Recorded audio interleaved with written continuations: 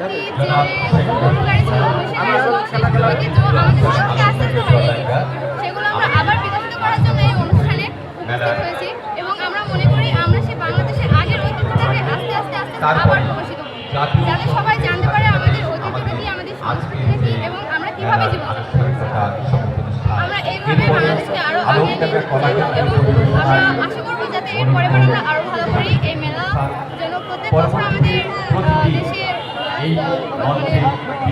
করা হোক, যাতে দেশের যে সংস্কৃতিটা সেটা সবার কাছে প্রচলিত হোক, সবাই বুঝতে পারুক যে আসলে আমাদের ধর্ম নেই, আমরা কিসের জন্য এই দেশে এসেছি, আমাদের মাতৃভাষাটা আমাদের কাছে কতটা গুরুত্বপূর্ণ সেটা জানার জন্য আমরা আজকে এই মেলায় উপস্থিত হয়েছি এবং আমরা এই মেলাটা খুব উপভোগ করবো। আমার খুব ভালো লাগছে আমরা এই মেলায় আমি যোগদান করার জন্য। আমি এই মেলাকে এবং আমার শিক্ষক এবং যারা এই মেলায় উপস্থিত আছে তাদেরকে অসংখ্য ধন্যবাদ জানাচ্ছি। শুভ নববর্ষ সবাই, শুভ নববর্ষ।